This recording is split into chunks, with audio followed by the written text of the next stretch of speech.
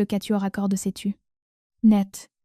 Mon père, Charles, a fait teinter son verre de champagne, imposant le silence aux 100 invités réunis dans les jardins impeccables du domaine. Je m'attendais à un toast. Être même à une reconnaissance forcée de ma récente promotion. Au lieu de cela, il m'a tendu un lourd dossier en cuir. Ce n'était pas un cadeau. Je l'ai ouvert pour n'y trouver qu'un seul document. Une facture. 230 €, frais d'hébergement et de désagrément. A-t-il annoncé, sa voix portant jusqu'au dernier rang. Tu as été un mauvais investissement? Camille, considère ceci comme une liquidation des pertes. Touay, le silence qui a suivi n'avait rien de paisible. Il était suffocant.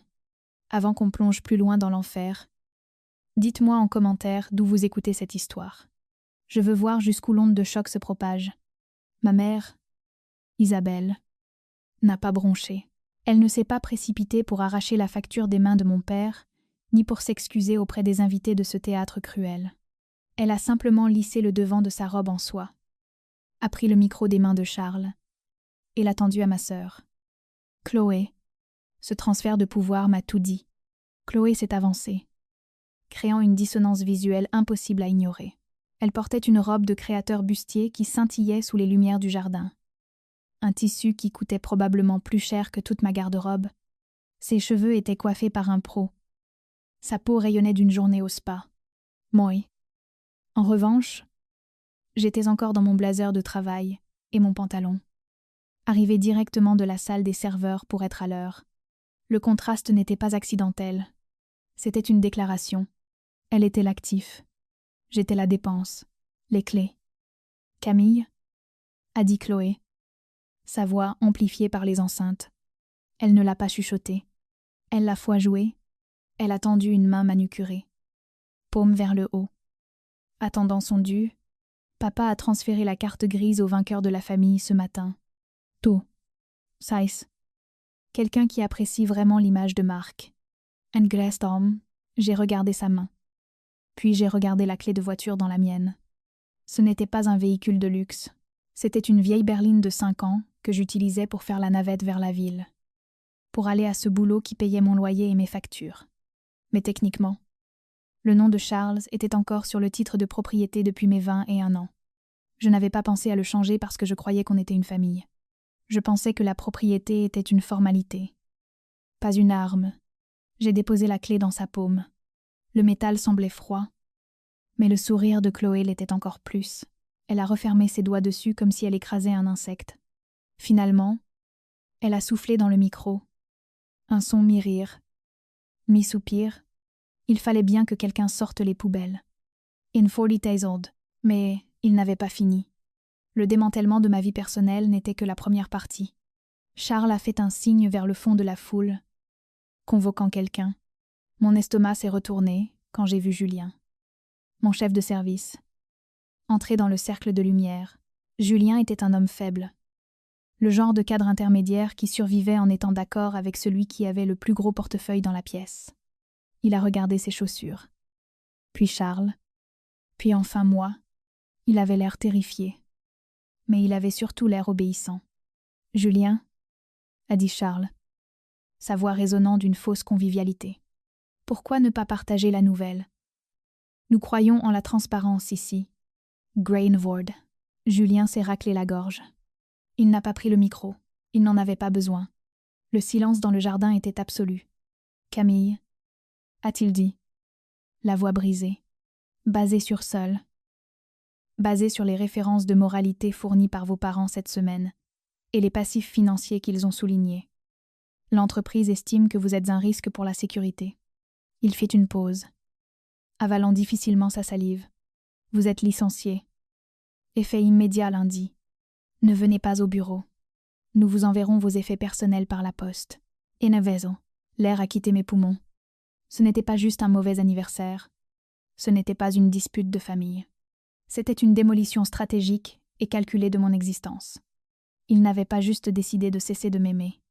Ils avaient décidé de m'effacer. Ils me voulaient au chômage. Immobile et endetté. Ils voulaient que je n'ai rien pour que je sois obligée de ramper vers eux pour tout. J'ai regardé autour du jardin. Les invités étaient des statues en costume coûteux. Personne ne bougeait. Personne ne parlait. Ils assistaient à une exécution sociale.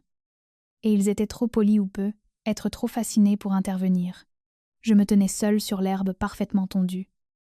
La facture lourde dans mon sac. Le vide là où ma clé de voiture brûlait dans ma poche. J'ai regardé Charles, qui rayonnait. J'ai regardé Isabelle, qui examinait ses ongles. J'ai regardé Chloé, qui faisait tourner mon porte-clés à son doigt. Et à ce moment-là, le choc s'est fracturé. Il ne s'est pas brisé en tristesse. Il s'est brisé en quelque chose de beaucoup plus dur, beaucoup plus tranchant. Il s'est brisé en lucidité. Je n'ai pas pleuré. Je n'ai pas crié. Je ne leur ai pas donné la satisfaction d'une scène. L'émotion n'est qu'une donnée corrompue dans un audit. Je l'ai supprimée. J'ai regardé Charles droit dans les yeux. Puis j'ai glissé le dossier en cuir dans mon cabas. Je me suis retournée et je suis sortie du jardin sans prononcer une seule syllabe. Le gravier crissait sous mes chaussures sages. Le seul son, dans ce silence de mort. La marche jusqu'à chez moi faisait 5 kilomètres. Ça m'a donné le temps de réfléchir. Ça m'a donné le temps de sentir les ampoules se former sur mes talons et la froide réalité s'installer dans ma poitrine.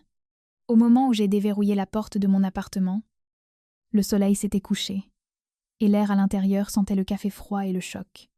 Je n'ai pas allumé les lumières. Je n'avais pas besoin de voir l'espace vide pour savoir à quel point j'étais seule. Je me suis assise à mon bureau et j'ai ouvert mon ordinateur portable. Je ne suis pas allée sur un site d'emploi. Je n'ai pas mis à jour mon CV. J'ai ouvert une fenêtre de terminal. L'écran noir et le curseur vert clignotant étaient les seules choses qui semblaient honnêtes. Je suis analyste en cybersécurité. Mon travail est de trouver des vulnérabilités, de tracer des brèches, de comprendre comment les systèmes échouent.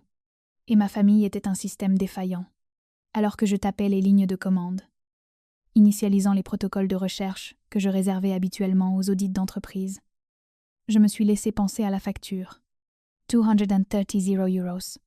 C'était un chiffre stupéfiant, précis et cruel, mais en fixant le curseur clignotant. J'ai réalisé quelque chose. Ce n'était pas juste une facture, c'était un aveu. Voyez-vous, l'amour sain n'est pas un livre de comptes. On ne suit pas le coût des couches ou le prix des cantines scolaires, à moins de voir son enfant comme un actif qui ne performe pas. C'est le piège de l'amour transactionnel. Les parents narcissiques n'élèvent pas des enfants. Ils font des investissements, et quand l'investissement ne donne pas le rendement qu'ils veulent, quand l'enfant ne se marie pas riche ou ne devient pas célèbre pour refléter leur propre gloire, ils liquident, ils coupent leurs pertes. La facture ne concernait pas l'argent, elle concernait la propriété. Il me disait que mon existence avait une étiquette de prix. Et puisque je ne versais pas de dividendes en statut social, j'étais en dette. Il voulait saisir ma vie. J'ai pensé aux fois où j'avais payé les factures d'électricité du manoir pour que le courant ne soit pas coupé avant une réception, transférant discrètement des fonds de mes économies pendant que Chloé se refaisait le nez parce que la confiance est la clé. J'ai pensé aux années passées à réparer leur réseau, sécuriser leurs comptes, nettoyer leurs dégâts numériques, sans jamais demander un centime. J'ai réalisé alors qu'ils ne me détestaient pas, parce que j'étais un échec. Ils me détestaient parce que j'étais compétente. Ils me détestaient parce que je n'avais pas besoin d'eux. Et pour des gens comme Charles et Isabelle, l'indépendance est l'insulte ultime. Le code sur mon écran a cessé de défiler. La recherche était terminée. J'ai pris une grande inspiration et ouvert le premier fichier. C'était un relevé bancaire. Mais ce n'était pas le mien. C'était le leur. Et les chiffres ne collaient pas. Le silence dans mon appartement était lourd. Mais mon téléphone hurlait. Il vibrait contre la surface du bureau comme un insecte piégé, bourdonnant des retombées de leur petite performance au jardin. Je n'ai pas décroché. J'ai juste regardé les notifications défiler sur l'écran verrouillé. Cataloguant les données. D'abord le Teams Gaslighting astérisque. Un SMS d'Isabelle. Nous voulions juste que tu vois la réalité. Camille. Parfois, l'amour ressemble à une leçon difficile. Appelle-nous quand tu seras prête à grandir. Desideresi, puis est venue la performance artistique. Une notification Instagram. Chloé avait posté une photo. C'était un selfie au volant de ma berline. Sa nouvelle voiture. Elle faisait la moue. L'éclairage parfaitement ajusté pour capter le reflet d'une larme que je savais invoquer sur commande. La légende disait « Si triste quand la famille devient toxique ». Parfois, Il faut couper les ponts pour protéger sa paix. Guérison. Enfin, la menace. Un email de Charles. Objet. Échéancier de remboursement. Le corps du mail était bref. Si tu ne mets pas en place un plan de paiement pour les 230 000 € d'ici vendredi, nous engagerons des poursuites judiciaires pour vol de service. Ne me testez pas. Numbersade. Il s'attendait à ce que je lise ça à travers un voile de larmes. Il s'attendait à ce que je tape des paragraphes d'excuses frénétiques, suppliant leur pardon, promettant de payer tout ce qu'ils demandaient juste pour être réadmis au bercail. Ils pariaient sur la version de moi qu'ils avaient construite dans leur tête, la fille faible et dépendante qui avait besoin de leur validation pour respirer. Mais ils avaient oublié ce que je fais réellement dans la vie. Je ne gère pas le drame. Je gère l'évaluation et l'atténuation des menaces. J'ai balayé les notifications, les archivant dans un dossier sécurisé. Je ne les ai pas bloqués. On ne bloque jamais une source de renseignement. On coupe juste le bruit. Je me suis retournée vers mon ordinateur portable. L'analyse forensique de leurs finances tournait en arrière-plan. Une barre de progression avançant pouce par pouce vers la fin. Pendant que ça cuisait, j'avais un autre incendie à éteindre. Ma carrière, Julien, mon ancien patron, était un maillon faible dans la chaîne de l'entreprise. Il m'avait viré sur des ouïs-dire pour impressionner un homme en smoking. C'était une erreur tactique.